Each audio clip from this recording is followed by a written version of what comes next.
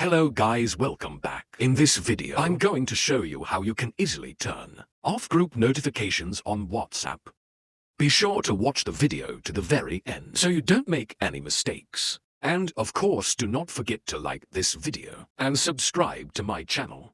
So, let's begin, and first off, open up WhatsApp app.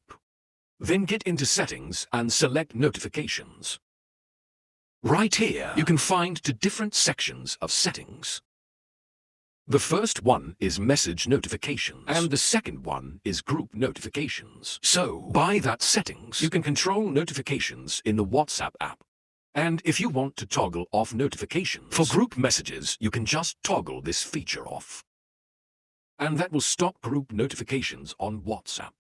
The same about messages and reaction notifications. You can at any time disable or enable these options. Also right here, you can set custom sound for groups and messages.